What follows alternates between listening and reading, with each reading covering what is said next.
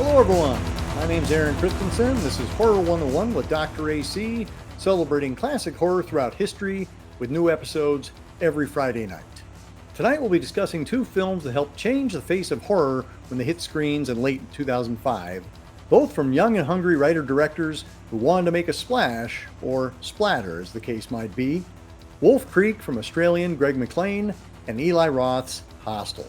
Based loosely on real events in the Outback, Wolf Creek traded supernatural scares for realistic terror, introducing the relentless villain Mick Taylor, played unforgettably by longtime Ozploitation character actor John Jarratt. Meanwhile, Hostel shocked audiences with its raw depiction of human trafficking and sadism in Eastern Europe, playing upon Western tourists' worst fears and pushing boundaries that mainstream horror had rarely crossed before. Together, this dastardly duo helped pivot horror from an era of self-aware slashers and J-horror remakes to something far more dark and visceral. Ultimately, Wolf Creek and Hostel helped redefine what horror could show and how far it could go.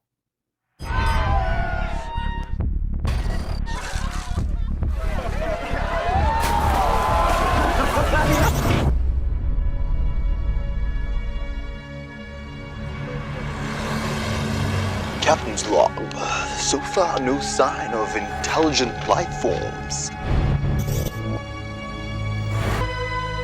Wow. That's awesome. Looks like we might be spending the night. What the hell? Just stay in the car! What the bloody hell are you mob doing out here? Scared the shit out of me. So, where do you live? Oh, I get around here. Never know where I might pop up. What do you actually do? I can tell you, but then I'd have to kill you.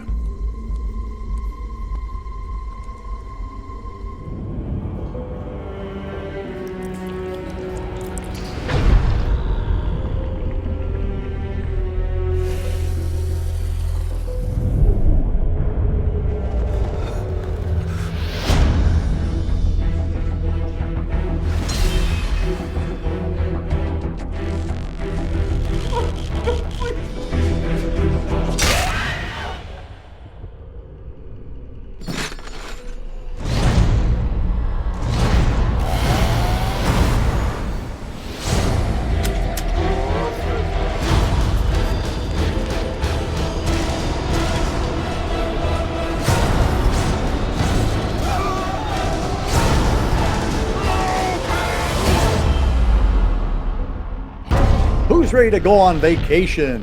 We're going to be talking about Wolf Creek and Hostel. Both came out in 2005 and both celebrating their 20th anniversary. And then we have an incredible panel of Splat Pack fanatics to talk about it with me. Let's bring everybody in and let's say hello to Anna Sergioli. Hi, everyone. Am I ready to talk about these movies? Of course, my horse. Katie Glidewell, aka the Blonde in Front. I've got my passport ready and my knuckles ready to do some fighting. So let's talk about this, kids. Kira Wiley. I'm super excited to be here. Thank you. Let's get nasty. And rounding out the team, Dominic Conti. Hi, everyone. Happy to be here. And we are going to be chatting about a whole slew of splatter. Wolf Creek from 2005, Wolf Creek 2 from 2013, and Wolf Creek, the TV series from 2016 and 2017, and Hostel 2005, Hostel Part 2 from 2007, and Hostel Part 3 from 2011. And we'll be talking spoilers, folks. So if you haven't seen these movies, what is wrong with you? Why did you click on this? Thanks for coming on the show, everybody, and welcome. The time is January 2006. These two movies are making their way into cinemas. I'm curious to hear how many folks actually saw them in the theater 20 years ago. Anna, let's go ahead and start off with you. Where did you see Hostel for the first time? Hostel, I saw for the first time on a laptop right before I went to study abroad in Italy in 2012. And it was scary. You always have very personal connections, like you did Stepford Wives just when you were heading off to law school. Katie, how about you? Hostel, I did not see in the theater. Hostel, I did see at home. I didn't go to Europe for 9 years after that. Not maybe because of Hostel, and Human Centipede, but it was a big leap before I went to Europe. And Kira. So when Hostel came out, I was a young teenager. I was about 14. And I was not allowed to watch horror movies when I was a teenager. And I was absolutely rabid to watch horror movies. And so I used to go on moviespoilers.com and I would read people's synopses that they wrote. So that was my first exposure to Hostel. I read the whole synopses because I knew there was absolutely no way I was going to be able to see it in theaters. And so it was not until I was a young adult that I finally got to actually watch the film. I definitely rented it at a Blockbuster a couple years after that, probably like one of the last things I ever got from a Blockbuster. And Dominic, how about you? I found many good things in Eli Roth's Cabin Fever, and I didn't see that in the theater either. But I mean, so I'd say no more than a year or two after Hostel came out, I rented it. I actually went to the cinema and I saw a triple feature of Wolf Creek and Hostel and Uwe Boll's Blood Rain. That was how I spent my January of 2006. I remember coming out of that feeling scarred in so many ways. Let's go around with Wolf Creek now. Anna, how did you come to the Wolf Creek for the first time? AC, when you and I first met, I told you I do a horror movie challenge every October, and I tend to have themes for every day of the week. So a few years ago for my October horror movie challenge, on one day of the week, I was doing non-American films. So I hadn't known that much about Wolf Creek. I put it in there and as my Australian horror film, and that was the first time I saw it. Awesome. Katie, how about you? So Wolf Creek, I saw in the theater the day it came out, Christmas Day, 2005. Yep. My dad and I would go and see horror movies in the theater. And you know, there's very rare that you have true horror films that come out on Christmas. One of the ones we saw was Wrong Turn, and my dad was like, I don't know if I could do this. This is really bad. And then after Wolf Creek, he was like, yeah, kid, I think I'm out. I don't know why you're bringing me to this stuff. And I was like, look, Dad, I was in it up until the end. So maybe we'll take a pass the next time a horror film comes out on Christmas. But yeah, rewatching it, still love it, still makes me mad at the ending. Kira, how about you? So I discovered as an adult that I have a super soft spot for like mid 2000s horror movies. They're kind of my thing. And so I went through a long, I kind of ran the gauntlet in probably like 2010, watching everything I had missed. And so that's when I caught up Wolf Creek, and it remains one of my favorites to this day. And Dominic. Well, I missed Wolf Creek in the theater, unfortunately, because I think, especially with the, the vista of Australia, and that would really benefit, from a theatrical viewing.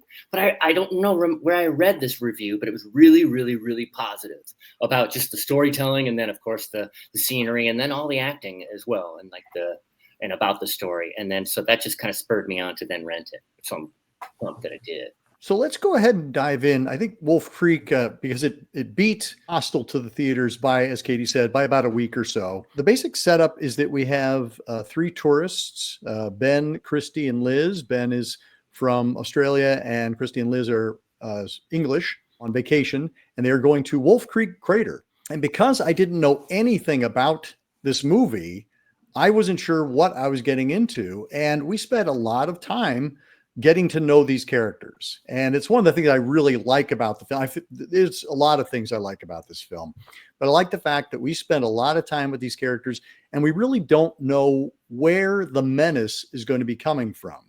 It feels like, it's just kind of a sense of unease, from, they have an encounter at a diner. There's just a couple of weird characters, and they get out to the crater and their watches stop, and I'm like, whoa, is this going to be like some kind of extraterrestrial thing, or what's going on here? And then we meet Mick Taylor, played by John Jarratt. Absolutely. A huge part of it for me is exactly what you said, that we spend so much time with the characters, and these characters feel genuine. I don't know exactly how they went about shooting some of the like found footage types style things that they do. But these interactions that they have feel genuine. You feel like you're watching people who are in this scenario interact with each other.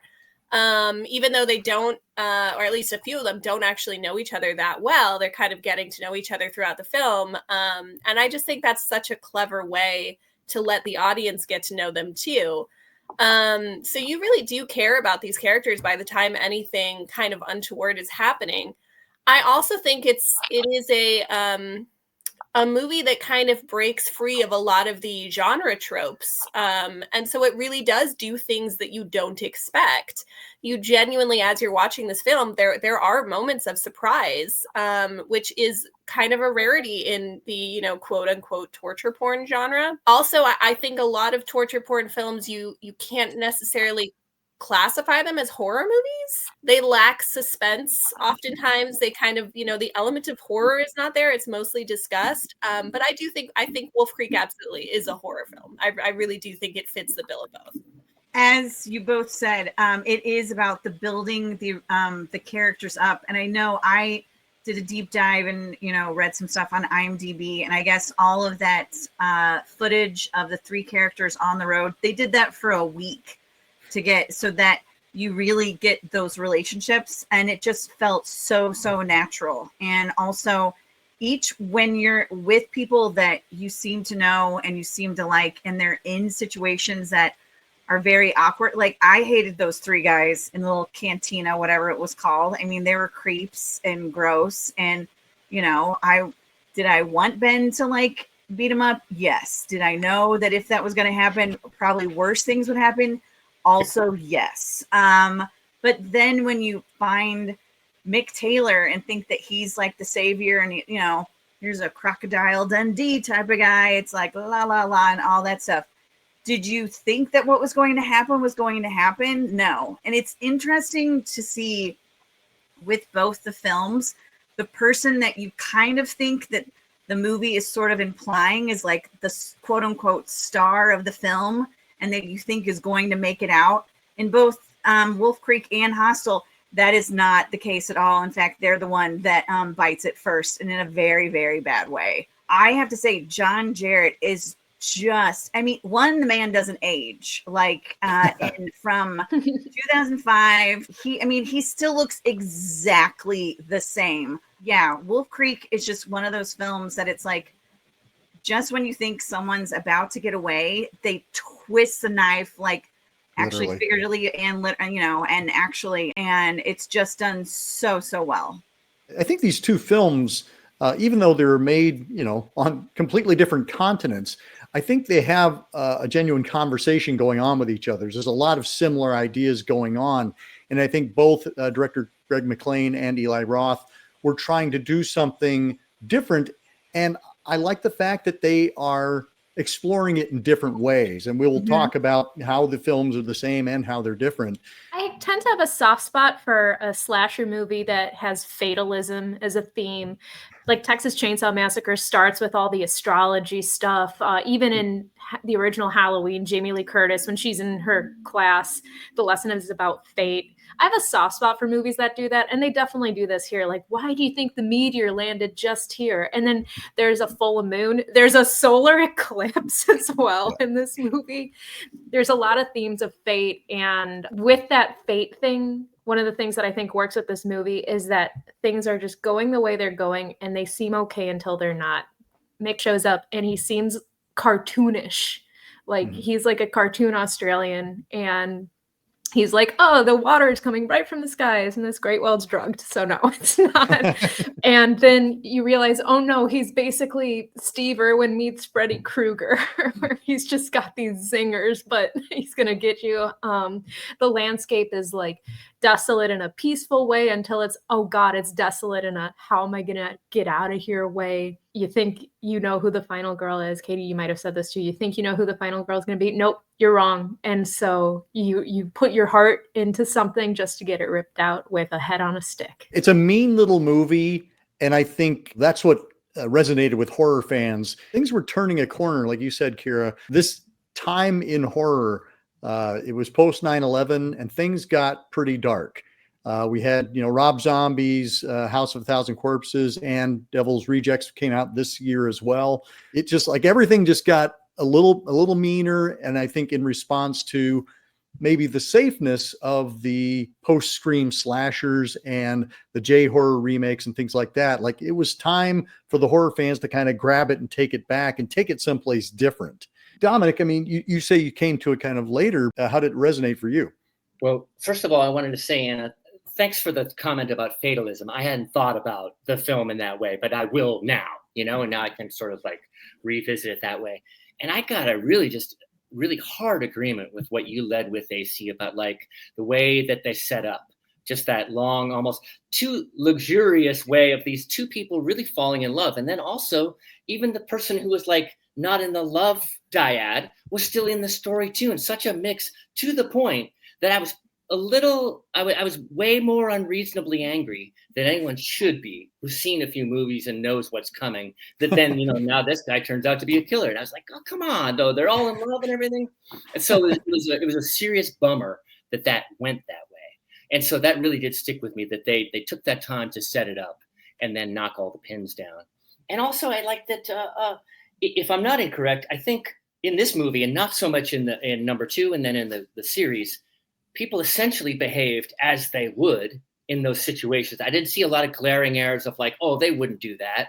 Whether it was from the killer's point of view or the people trying to get from the killer, like they didn't do a lot of stupid stuff and things went wrong for them, but like not because they were screwing up. It was just, I felt simpatico with the movie that way, that it thought through all that business, that plotting, and then like made sure that like everything in the scene scenically tracked. And made sense. That's so funny you say that, Dominic. I completely forgotten this until just now. But when I showed this to a group of friends, people were screaming at the screen, telling the characters what to do, and then the characters would do it. Like you said, they were doing what would come naturally. And like, smart horror fans were like, grab the gun or do this, do that. And like, then like 2 seconds later, the character would actually do that. And I'm like, that's the sign of a really smart filmmaker, is that he's anticipating what you imagine would actually happen in those scenarios. And I agree. We're following Liz and thinking, she's going to be our hero. She seems, resourceful. She seems perfect final girl material. And then she goes back to save her friend, and then she's the first one to go. This movie is not playing fair. Yeah. And I think that's what you're talking about, where you just go, hang on, like the rules are out the window if you're going to kill off Liz a half hour before the end of the movie. This movie presents like it's good-spirited because you like the characters and it takes a long time to kill them. But really, that's very mean-spirited in a lot of ways. That's right. It falls in line with horror, so you can't, I'm done griping at the movie. It did what it was I absolutely love the moment where she puts on her shoes. Because for me watching that, I'm like, oh, they're going to let her be smart. They're not going to write her off as somebody who makes all the wrong decisions, as often happens with these final girl characters, or a lot of female characters in general. I was like, oh, you're a person, you know what's going on. That scene when Christy, she flags down the car, the driver gets out, and then that little bullet goes through his water jug. It's like, oh, what's happening? It's like, oh shit, here we go. Yep. And then she ends up getting in the car when he's driving towards her and is like neck and neck with her and just doing that, like the all that stuff. I forgot how absolutely like horrifically frightening that is, because it's like, this is a guy who had just tortured you. There was a body that's headless, that it's like decaying where you were. You're already tired. That she's gotten like barely any sleep. And here's the guy who is trying to kill her when she thinks she can get away. But then she does the thing that it's like, haha, I got you. It's like, girl, just put that pedal to the metal and just don't laugh. Just go, go, go, go, go. And that was the thing that like made me mad. But God, John Jarratt is just so good. The thing with the film that made me mad is that at the end, when they say they never found Christy and Liz's bodies, then I was like, well, then this isn't a true story, because how the hell did you know that they died? And then my dad was like, yeah, kid, I can't do this. This is just blew the whole thing. And I'm like, yeah, no, you're right. Yeah, you're right. Okay. You mentioned the solar eclipse, and I think there's so many knowing nods to other films, Texas Chainsaw Massacre being foremost among them, because we have the sunspots in Texas Chainsaw and we have our solar eclipse here. We have the hook that we think is, she's going to get hung on, but that's not what happens. There's a lot of really smart references to a lot of different horror films. I think we see some Picnic at Hanging Rock, where we're kind of caught up in the wonder of nature, but then something mysterious and awful happens. You were talking, Katie, about John Jarratt as a murderer, as a killer. Mick Taylor is such a great character because he's very efficient without being supernatural or goofy in a way that like Jason or Michael or Freddy, it's like there's something obviously heightened about them. He's just really good at what he does. And you see his trophies, in the form of all the cars and all the things that he's gotten from other tourists and things like that. Hats off to both Greg McLean as the writer-director creating this character, but John Jarratt inhabiting him. And there's another Texas Chainsaw comparison with, I was thinking a lot about the Hitcher character in Texas Chainsaw Massacre saying, oh, we used to work at the slaughterhouse, but then they like mechanized it and the old way was better. And Mick Jarratt said, well, I used to shoot all the different animals, but then they're doing poison. And so now I'm just left having to kill people. Yep. Yeah. They put him out of work. If they just let him have his job. Has anyone read into who Mick Taylor's character is supposed to be based on? Yeah, that's actually what I was going to comment on. As far as, movies that are based on a true story go. That's another Texas Chainsaw. Yeah. Sure. Yeah. Although, obviously the movie takes a lot of liberties, this is actually one of the ones that follows the reality a little bit more closely than some other films. As far as, the backpacker murders and stuff, they're actually not wildly off the real killer that this guy is based on, or my understanding is kind of based on two different ones, but we're kind of like that, like Outbacky, Steve Irwin, Crocodile Dundee types. You're really realistic. And even when the one guy, Ivan Milat, was arrested, it's like with like a 4-year time period, they're still finding bodies like years later, and it's like, good Lord, stay home. This is not, or just go on a cruise, or just don't backpack it. Like, this is ridiculous. Like, people are bad. I think another thing that makes this film, we talk about the kind of luxurious pace. I mean, we don't get the opening title until 11 minutes into the movie. That's how not in a hurry we are. Yeah. But we get these wonderful landscapes that are shot by our cinematographer, Will Gibson. And it is an extraordinary place. You ask, Kate, why people go. It's such a great, tourist travel log, for the first half hour. You're like, of course I want to go to Australia. Look at how amazing it is. I love that kind of bucolic setting where things just become kind of magical. Yeah, I actually went in 2001. So I went before I even knew about that stuff. And I was like, God, I'm happy to be alive. If I had read any of these stories, I probably would not even have stepped foot in the continent. I mean, the spiders are big enough. Has anyone seen the Gus Van Sant movie, Jerry, Matt Damon? It's kind of like a whole country full of that terrain. Yeah, the desolation of the landscape really becomes its own character in Wolf Creek. And you see it, in things like The Hills Have Eyes and, other movies that take place these really desolate, desert threatening landscapes. But you touched on this a little bit. There's these moments where you're just swept away by the beauty of these landscapes, and until it turns into, oh no, truly there is no one around. And the cinematography does an incredible job at going from wide sweeping, lush, gorgeous Outback plain to it is dark. There are no lights. There's nobody here. They take you on a journey with that. And I love a film that tells the story visually as well as with dialogue and story. The landscape on the one hand is, it's easy to get lost. No one will find you. But on the other hand, you have nowhere to hide. He will find you. Right. Because he knows it. And I think that's the thing with Mick Taylor. Like, he is somebody who is so efficient and proficient and familiar within this terrain. Like, he becomes, one of the things I love about the end of the movie is him just kind of like fading away. Like, he becomes part of the landscape. He becomes mythological. He is a spirit that just kind of drifts in and wreaks havoc and then disappears again, like smoke. He's one with that world. That's right. And he actually is offended when people come in and, mistreat his country, as they say. Although he seems like he kills Australian people too. But I mean, like, anyone who helps the interlopers, he'll kill That's them. Right. Sounds like. Well, and when we get to Wolf Creek 2, I think one of the things about that is that it starts the film with Mick, as opposed to, where we spend a lot of time with these other characters relating to them. The film is now asking us to kind of relate to Mick, and that's an uncomfortable place to be. I think that kind of puts us in that Freddy terrain where we're rooting for them. And, we don't really have much of a bead on our German tourists. We know that they're going to run into Mick, and we know things aren't going to go well.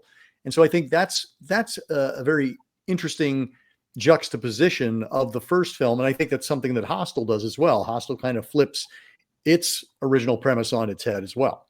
I gotta say, whatever shotgun or rifle he's using with those bullets that just blow people's brains out, amazing practical effects with that. And the fact that each one of the people that he does that with, it's the same, yet it's very different. Like, this is his weapon of choice, and if you get it, it's not going to be an open casket, that's for sure. The actor that was in Wolf Creek 2, he was in Sting. It's nice that he's like using his brains, kind of doing like the Jenny in Friday the 13th Part 2, and like trying to figure out how I can relate to Mick to save my life, like the singing and the the trivia.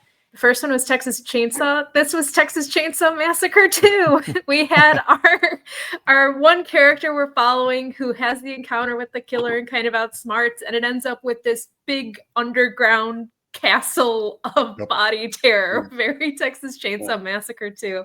I agree, John Jarratt should get more attention as a horror icon, and I think that's proven so well by the way the opening scene is, where you've got these cops that are set up as being such bad cops and are like, oh, he's not speeding, but he doesn't know that. And they're asking him, do you know how to read?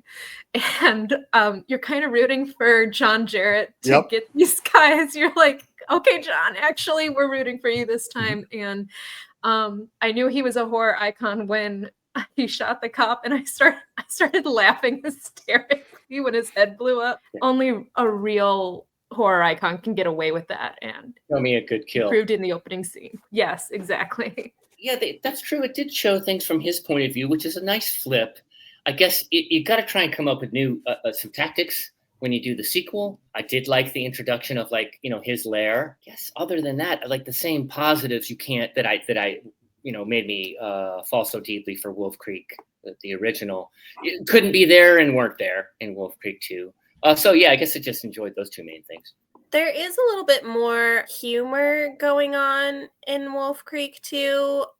There's a touch more, there are some of those like goofier moments. While I do appreciate, things, that you have to change things up, you can't make the same movie twice and stuff. I do tend to kind of dislike that in sequels. And the original Wolf Creek is so not only serious, but also feels like it has so much earnestness to it with the care and attention that it gives the characters, that it's personally my preference. I don't love when a sequel tries to get a little goofy. It's actually why I don't love Texas Chainsaw 2 either. So not my favorite, but also certainly not the worst sequel I've seen. Sure. And I would agree. I like the things I like about Wolf Creek are not the things that make Wolf Creek 2 what it is. And so you kind of just have to accept it on its terms. And I'm not a big fan of explaining and learning a lot about villains. I think we learned just enough about Mick Taylor in the original, the 2005 film, that to learn more about him, I was like, oh, that's not what I want, actually. I would like him to be mysterious and menacing, and that's really all I need. The fact that he's charming until he's not charming anymore. Yeah. And here he becomes he felt a little Freddy Krueger-ish in that he was given center stage, and that's not where, similar to Nightmare on Elm Street, Freddy doesn't belong center stage. Freddy belongs in the shadows and in your dreams.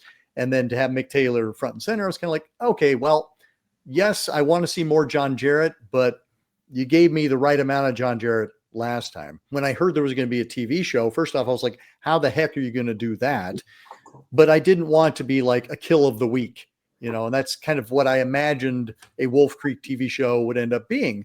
But that is not actually what Wolf Creek, the TV series, was. It just basically became a 6-hour movie following our character Lucy Fry, whose family gets murdered.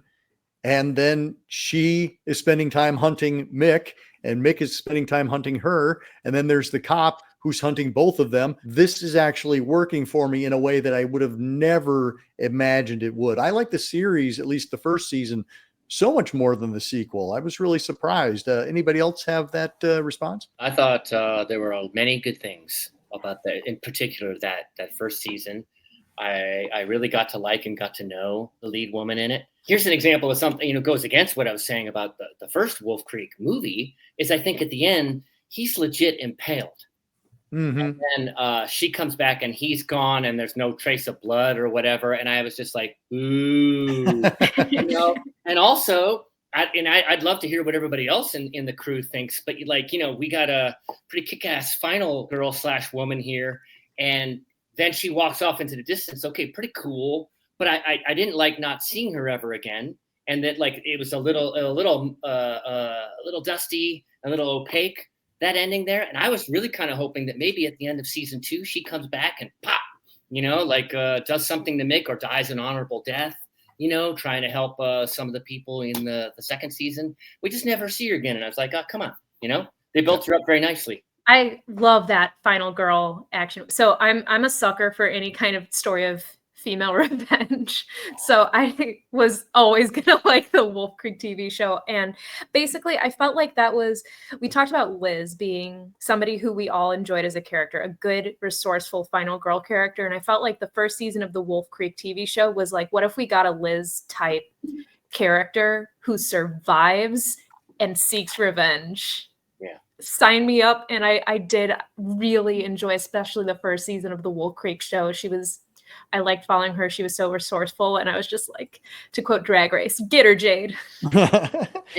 she learned too. I mean, you see her grow and experience, and in a lot of realistic enough ways, here's how she's going to get some money to then support herself so that she can do, make the next move. And she went from the person she was to being quite a different person in a lot of ways, but retaining a lot of those key elements just from her, her desire to exact revenge. I would say she's also an incredible action hero in that she can take a lot of bodily punishment and just keep going. I'm like, you got shot, stabbed, you stepped in a trap. I mean, you just keep on ticking. It was very impressive in that regard. I really like a horror show, particularly when they, come and provide follow-ups to the story of movies that play within the rules that have been established in a movie. And so, that's kind of the great thing is, you have Mick as a character, and his kind of greatest weakness is that where he is. He's not a Freddy where you have to figure out how to find him. He's not some of these other killers where you don't know who he is. You know where he is, who he is, his basic MO. So it does kind of, I love the simplicity of the question. Well, what if you just went and tried to kill him?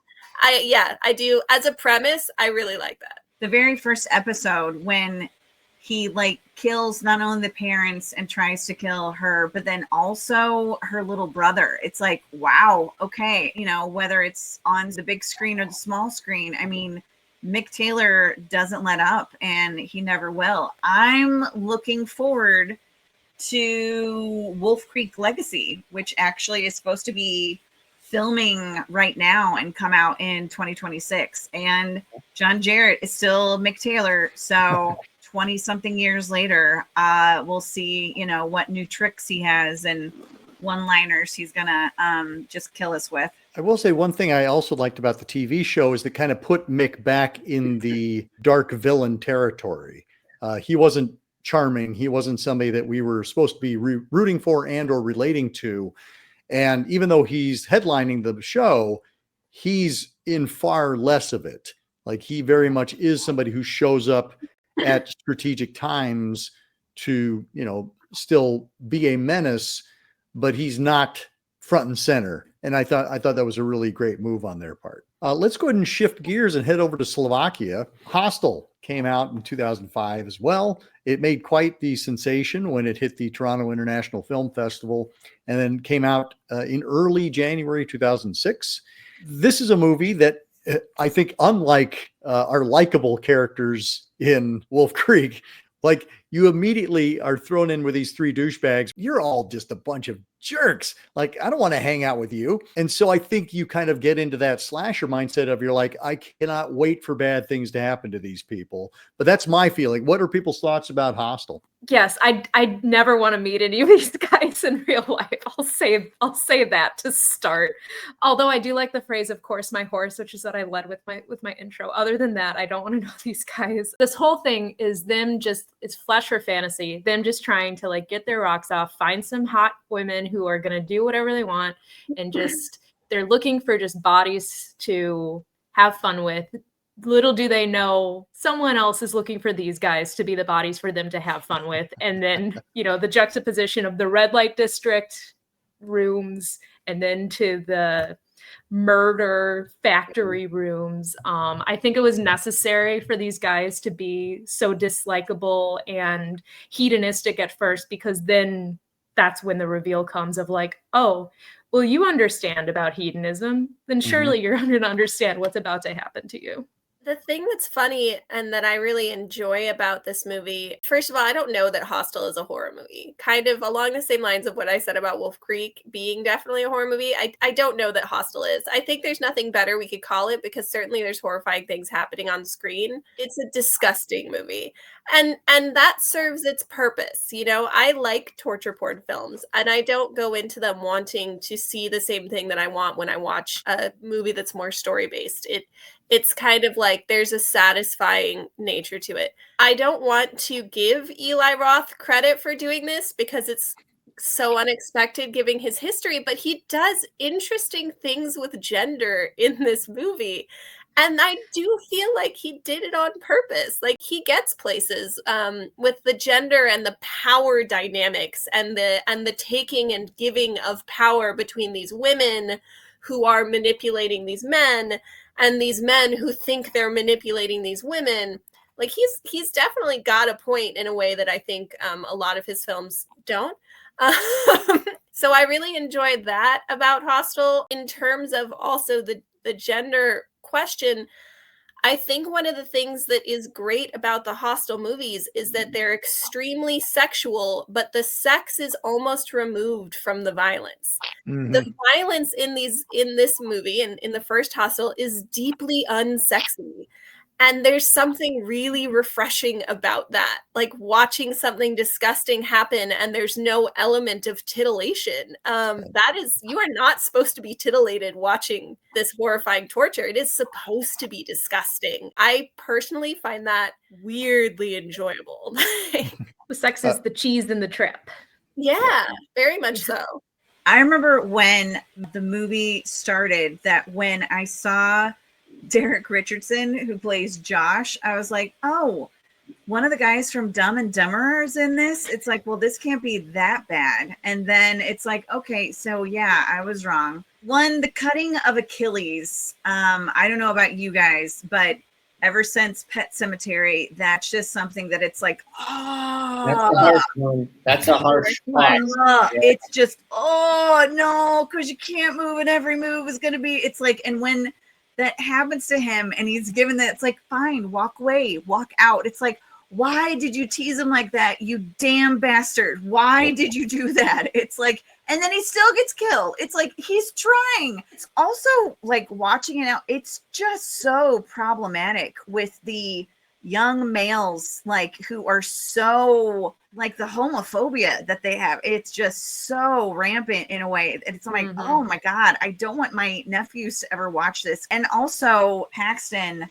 is like talking about one of the women in the red light district being so, it's like, oh, this must be bestiality because that chick's a hog. I'm like, dude, she's like 160. What the hell is your deal? Like, really? 2005? But no wonder women had such complexes in the early 2000s, because either you have to be 105 pounds or look like this. And it's also sort of sad that two of the characters, like the guy who plays Ollie and the woman at Svetlana, from what I can see, this is the only films they were in. Right. Plus the fact that Ollie is obviously not in his 20s when he's in this film, which I think is very, very funny. And when I looked, he's 57 now. So he was 37 when he did this movie. And I'm like, yeah, I can believe that. Because if anyone's trying to say that he just got out of college, no, that's very 90210. You are not in high school kind of thing. This was released by Lionsgate, who had just had a huge hit with Saw the year before. So suddenly I remember like Lionsgate was like the horror company. Dominic, you mentioned Eli Roth's success with Cabin Fever. That one was made for like a 1.5 million and it made about 30 million. Yeah. This one was even bigger. It was made for I think like 4.5 million, and it went on to gross 80 million theatrically and then another 30 million on video. So it was a colossal hit, and I think a lot of that had to do with Quentin Tarantino being attached, because he was a big fan of Cabin Fever and championed him and executive produced Hostel. You get a number of people in Cabin Fever too who like you. It's easy to root against, you know. I mean, in one way or another. Not all of them. Like in this way, it's more like I was thinking this is a different type of mean-spirited than Wolf Creek, because in Wolf Creek, you really like these characters so much that you feel this nonsensical rage that the movie takes them out. But here they set them up to be, as you put it, douchebags. But when you do that, then you can put them through more. Horror movies often do a really fine job with place and setting, and maybe it's something you're known for. But I mean, in particular, these two movies really nail it. Between you got Australia and then like that whack ass town in Slovakia, just that. And then when you go into the torture chambers and that whole building, just some really nice settings, so they were off to a good start with that business. Of the two, I don't know about you guys, but definitely with the practical effects, Wolf Creek, even if there were just a few people that met their maker in the first one, I feel like the practical effects in that one were so much better than Hostel. I mean, yes, the Achilles scene was just torturous to just look at and stuff like that. But when Kana gets her eye and the blowtorch and then they cut it off and then the ooze comes out, I was like, I don't think that's how that works on the human body, but I'm going to go with it. Yeah. I wondered about that. So I just watched Hostel 2 nights ago just to kind of get a refresher. And there's two things that come to mind. First of all, the first thing that my husband, Chris, said is like, this is such a time capsule of a certain time. This movie does an incredible job at really getting at what, 2005 was like. But also, it's funny looking back in retrospect, having seen a lot more, how our standards have changed, because I remember when this came out and I was a young teen and this was the most disgusting movie ever made. It was the goriest. It was the most disturbing. It was unwatchable. People were throwing up. And having just watched it, I was watching it going, this is not nearly as bad as I remember. Yeah. I mean, Evil Dead Rise was worse. Saw X is worse in terms of like the gore and the ick factor. It truly is not as extreme as as I remember it being, and I think as its reputation, compared to some of the movies that are coming out now, which are much more disturbing.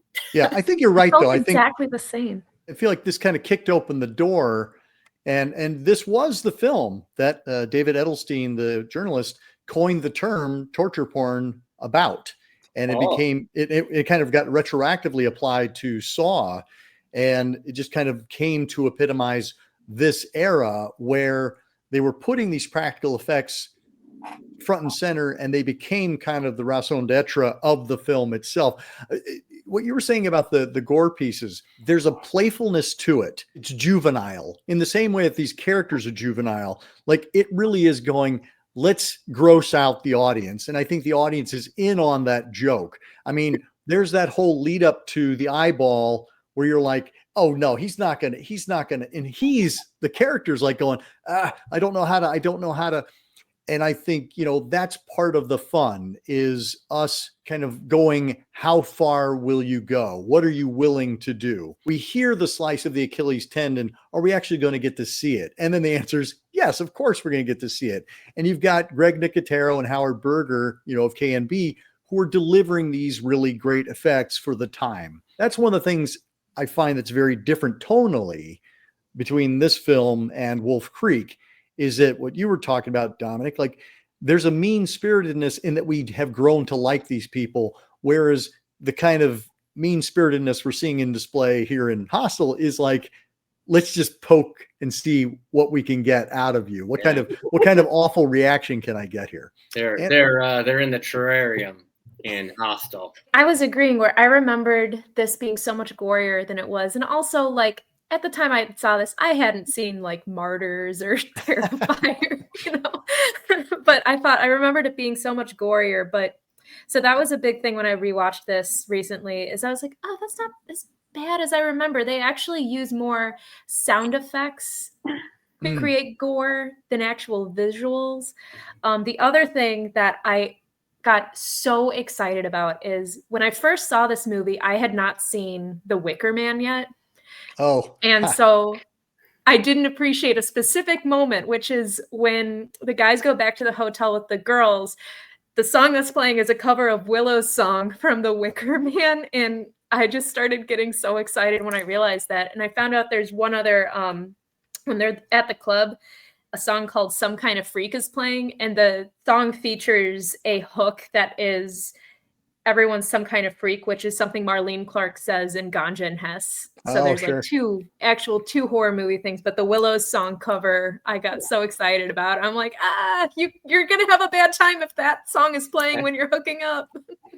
Well, and speaking of that, with the horror references, I didn't realize until I watched it recently that when they kept saying room 237, I was like, oh, they've got the Shining reference. Like, okay, look at that. I didn't pick up on that when I saw that, like, 18 jillion years ago and stuff like that. But I do like the fact that in Hostel 2, they take the practical effects and they, put that up to like a 15. I mean, there's so many examples, but especially when that guy gets his dick cut off, it's like, and they throw it to the dog. It's like, well done, people. The mean-spiritedness of Hostel, I think that it changes the relationship with the audience when the audience is in on it in a way that makes it a lot more enjoyable for me. There are movies that now I find mean-spirited, that are just mean to the characters in a way that I don't like, and that makes me uncomfortable, that are just kind of not my thing. But there's something about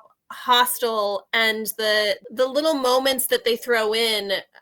And in a lot of horror movies, I think maybe you're supposed to hate the characters, but I feel like the tease in Hostel is, for the whole first 20, 30 minutes of the movie, they're saying like, no, we're going to mess these guys up.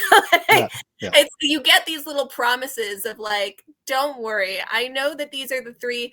One of them, you have these moments where maybe you're supposed to find him a little bit more sympathetic, but he's still like one of the worst people in the world. But the movie the whole time is telling you like, we're really going to get him for that, for all these lines. We're going to get him back. Since this is post 9/11, we have those years where everyone was really rooting for and coming together with America. Like, we're going to rebuild, we basically as Hostel, you guys are making Americans look like dickheads, back in the, oh, boys will be boys. You guys are just being dummies and just want to get laid and all that stuff. You're making it very easy for people that want to pay to kill you. So well done. Along the lines of horror references, because again, I think that's one of the things that Wolf Creek and Hostel have in common is we clearly have two genre fans as our writer-directors, but we also get some cameos in this first film from Takashi Miike. And then we see Edwidge Fenech, who's a star of a lot of Italian giallo films, and Ruggero Deodato. They both make appearances. If we lean forward into Hostel Part 2, as someone who sees a lot of toxic masculinity, I think having that as our target in the first film is easier to take. Flipping it around, I'm like, I don't need to see more violence inflicted on women. And so I was kind of like, I see what Eli Roth is doing. He's trying to give us a different side. It wasn't as successful for me, and it wasn't as successful, I think, as a film. He was kind of caught off guard by how it was received. He didn't make another movie for quite a while, I think, until Green Inferno. But what are people's thoughts about the sequel for Hostel? I have the same issue you had. Themes that were present in the first film, post 9/11 American identity, and kind of a sense of people are coming behind us internationally, but also we're an international enemy in many ways. And how do we navigate that? There was also, I started by saying this kind of guys seeking hedonist pleasure, finding themselves the subject of it. I didn't care as much for Hostel 2, but there was one scene that I actually thought was the most interesting scene in the movie. And it's when one of the characters, she's killed by a woman in a bathtub bathing in her blood. There's been like a famous vampire story and stuff, but an actual queen who's said to have bathed in blood to retain her youth. And I would have been interested in the movie exploring more things like that instead of women victimhood, women in an opulent position of wealth also being part of the narrative. And we kind of get that at the end where it's like, oh, I'm the victim, but I'm actually super rich. That's been foreshadowed the whole time. Here's the big twist. But I was more interested in that lady in the bathtub. It's hard for me to even articulate why this is, but I have one of those horror hot takes on this one that I actually think Hostel 2 is the superior Hostel film. Okay. I do actually agree with your take that I don't love just seeing more senseless violence committed against innocent women, but I do think that the innocence of the characters in the second movie makes it a very different film, or at least in the sense that these are not the three worst people you've ever seen. These are three people who are kind of a little bit more balanced, a little bit more nuanced. They seem a little bit more like real people that might actually spend time together, as opposed to in the first movie, you're like, how could any people stand to be around these people? And so in that sense, there is a lot more gravity to what's happening to them. I really enjoy the ending. I think Eli Roth kind of made the point finally that he was trying to make in Hostel 1, but he settled his thoughts on the subject and realized kind of where he was trying to go as far as money and power and sex and gender. He kind of got to his point. And I do think that in Hostel 2, I also think they're better actors. So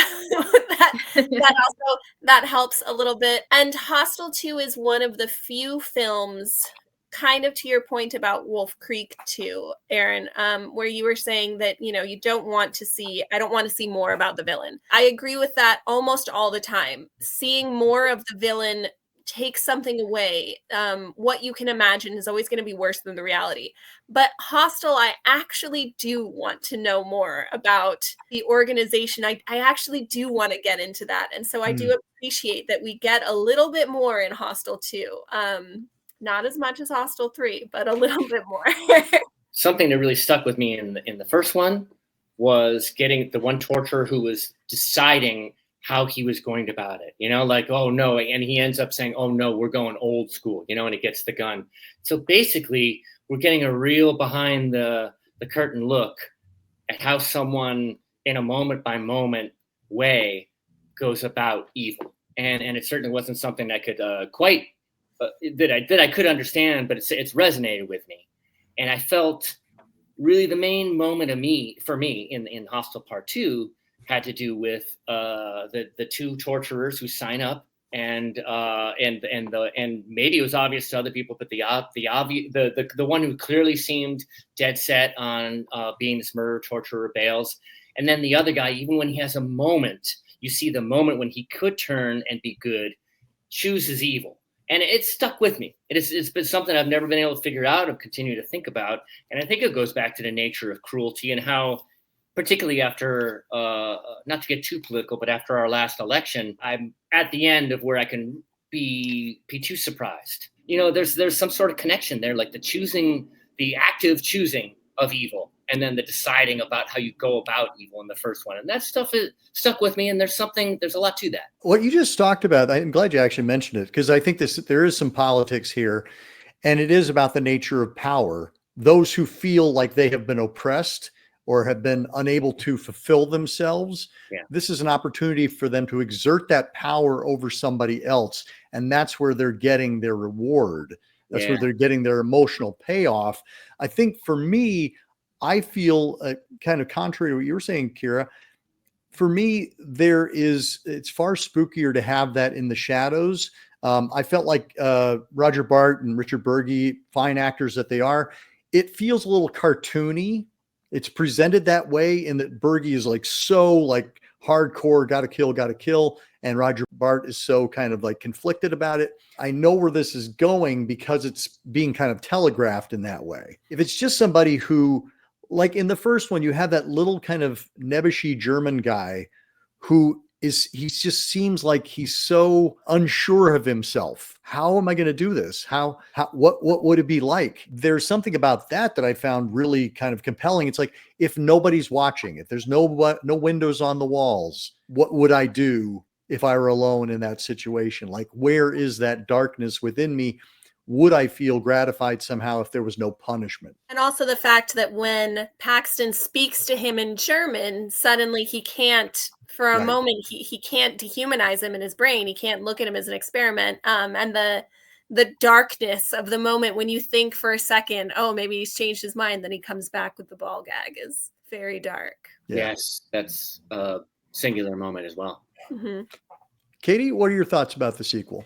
When Paxton is able to get free in one, and he finds the card that has the prices of what, American and all that stuff, you go to the sequel and it's only 2 years later, and we're supposed to believe that it's in, the same place, or maybe it's at a different kind of close to the same place, but you go from this rudimentary, like writing on the back of the business card, how many thousands, to this online auction where Lauren German's character is going for like 80, 90 grand, and they're like bidding against each other rather than, it's like, you have to be at this place, someone's waiting for that. And they they're actually flying people in, they're showing people pictures and stuff like that. And I kind of liked it better, the first one, that made it like gritty and gross, kind of like the whole area of where they were in. But I do have to say, like I said, I think the practical effects in the second one far surpassed the first one. And especially when the guy's like having the leg tartare of the little and I guess that's the director of Cannibal Holocaust. Yeah, that's Ruggero Deodato. Yep. Yeah, and I was like, oh, well, look at that. How funny is that? Yeah, I like the fact that Lauren German, it was like, screw this. I've got more money than all of you. Let me cut this guy's dick off. I can give you my PIN number, and then give me a bloodhound tat, and let's get to doing some killing. Of all the things to bring back from the first movie, the gang of kids. That's what I have to say. That's what I have to say. Of all the things, that gang of kids who are just like, we're going to beat you up for gum. And in the end of the first one, they actually beat people's heads in.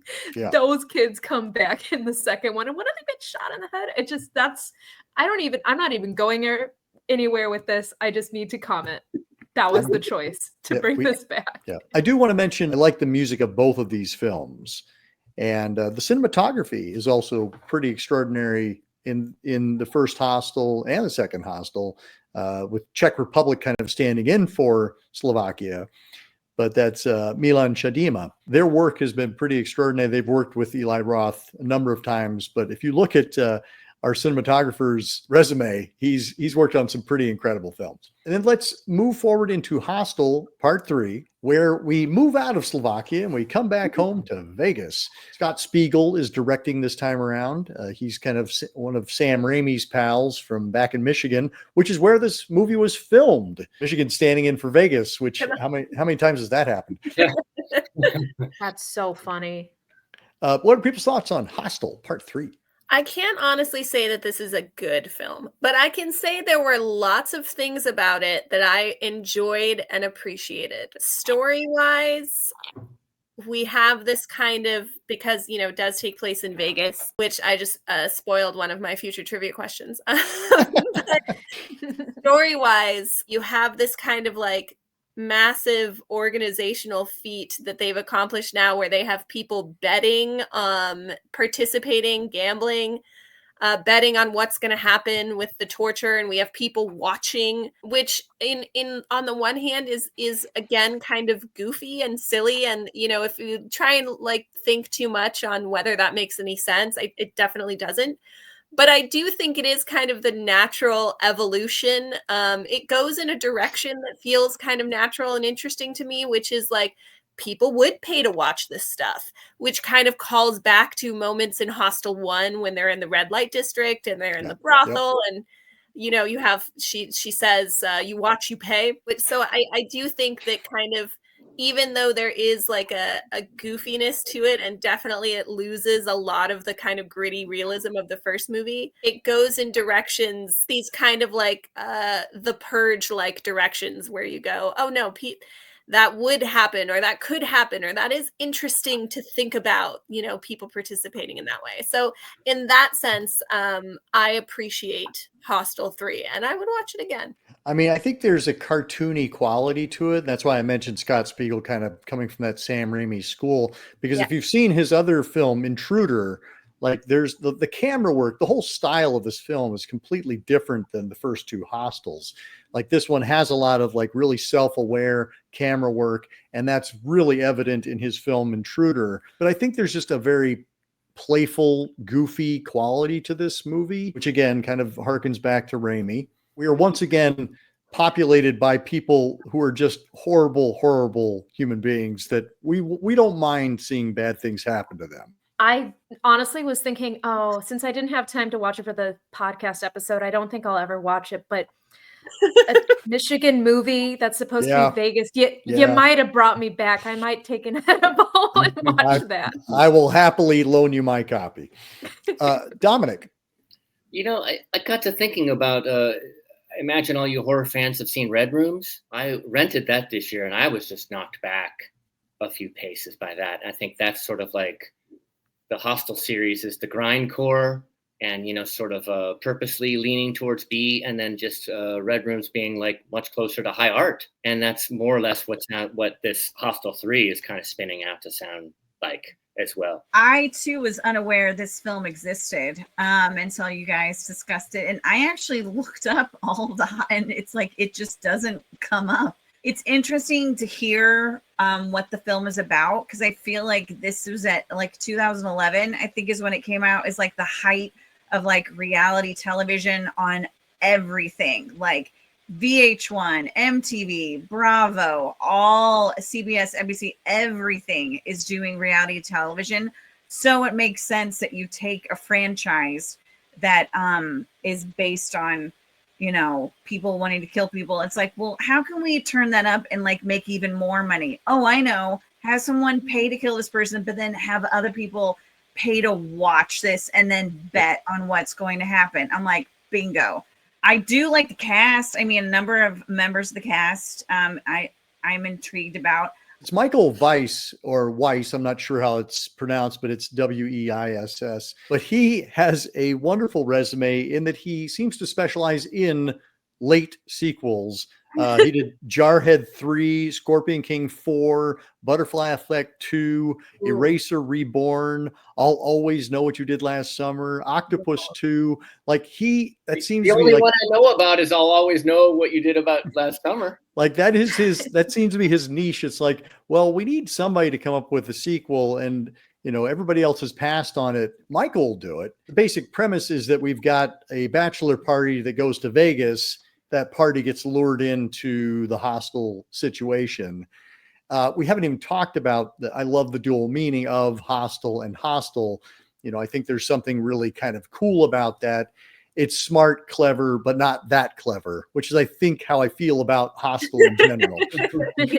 Yeah. The Hostel 3 does. There are a couple moments in Hostel 3 that they do kind of take you in unexpected directions. I'll give them that. They do throw in some red herrings where you kind of do think what's going on as far as, the bachelor party, and the bachelor party is going to go. They kind of tease a little bit that, he's going to take him and they're going to participate in this. So I do think it's fun that they turn that around. Yeah. Let's circle back around and offer our final thoughts on our torture porn double feature. These are two films that really did move the needle. Texas Chainsaw Massacre 2003, House of a Thousand Corpses, those certainly started the ball rolling, and Saw got things going. I feel like we really leaned into things here. Torture became what the films were. It was an opportunity to just put characters in really uncomfortable situations and forcing the audience to watch or walk out. And it really became the audience's choice as to what they wanted to do. But thank you so much for coming in and offering your thoughts. Anna, final thoughts on our double feature tonight. It's the Splat Pack. These are definitely iconic movies for both directors, and there's a lot of similarities, desolate, off the beaten trail kind of places. You've got, obviously, these are exploitation movies, they're torture porn movies, but they're different movies. One is a very American mindset, one's a very Australian story. I was talking about Terrifier and stuff. I think some of the splatter movies we get later wouldn't have happened without movies like this doing what they did. The severing of the Achilles, the head on a stick. There's some really just standout cringe moments from these. There's also more going on than is surface level with both of them. And both of them are essential splatter movies of the 2000s. Dominic, I'm going to bounce to you. Anna mentioned something about desolation, which got me thinking about how a lot of my favorite horror movies, or even some movies that some people don't think are horror movies, just accomplish a lot via just getting that feeling of hopelessness popping up in your chest as you watch the characters go through their paces, and you're being put through their paces, and just that dire, horrible feeling of that they can't get out, the horrible things that are happening to them, with the idea of being, like this will be a terrible next few months, 3 months, the idea of that someone would ever have to look forward to that, even a fictional character. And just both these movies being such they dovetail so well together. And one thing they both really have is that just feeling of desolation, of hopelessness, which is a success in horror for me. Yeah, agreed. Not so much in life. Yeah. This is why we go to the horror movies, is so we can escape the horror of real life. Katie. For both of these films, and as Anna said about Terrifier, these are the type of films that show you don't need to have 20, 30, 80 million dollars to make a film that's going to last and make an impact on what the genre is. But I mean, Wolf Creek I looked it up, it estimated $1 million, and we're still talking about this. It spanned a TV series, it spanned multiple sequels, and still going on. And it made I think ended up making 40 million and stuff. It's and this is a good film. Yes, it's disgusting, but it's great. With Terrifier, it's the first one. I don't want to know what Art the Clown's backstory is. He's just this maniacal clown, and they did that for nothing. And it's gone on to be this franchise that's getting, a little bit out of control with some of the stuff. But go back to that. Go back to the basics of making really good, disturbing movies, just that are actually very, very good. Vacation films are one of those things that you kind of rely on the kindness of strangers, and you're there for the beauty and the wonder of this area. and then it turns into this horrific trip of a lifetime that it's like, why didn't I just stay home and like lock myself? That and bathrooms, and I think being in the shower are the two like little sub things of horror that I think are, you're just the most vulnerable. Like, you don't know where you are, you may not speak the language, you have to have a passport, and when stuff goes wrong, it goes wrong really fast. Like, rewatching these things, I was like, damn, it's a shame they don't make films like this anymore, honestly. Well, and I think you're right. I mean, this really did announce both Greg McLean and Eli Roth. Greg McLean went on to do a really terrific crocodile movie called Rogue, which I highly recommend. And also The Belko Experiment, which is another really terrific little indie film. I love that, you know, both of them are doing a lot with a little. Kind of the power of both these films is the high concept. Like, it is a great idea that is really well executed. That translates for both of these movies. Kira, final thoughts? These are two films that I watch for wholly different reasons, and I get two totally different things out of them. Wolf Creek is a film that is both endearing and oddly tender at times and really well done. It's well written, it is well acted, the villain is horrifying, it's genuinely scary, it's suspenseful, and it's just a really good film. And so if I'm in the mood to really be immersed in like a really solid horror experience, Wolf Creek is fantastic for that. And I would recommend it to anybody who says that the 2000s did not have good horror, because I have heard that, and I think that's crazy. Hostel for me is kind of it's the sour candy of movies. I'm not after it for, you know, the nutrition. I'm not after it for the flavor. There is an element of discomfort that is satisfying, and that is unique to a movie like Hostel. And it's not something that I watching because I think that the story is fantastic, but I think that it serves that purpose, and that sometimes there is art and entertainment and media where the purpose is to make you uncomfortable. And I think that's what Hostel is.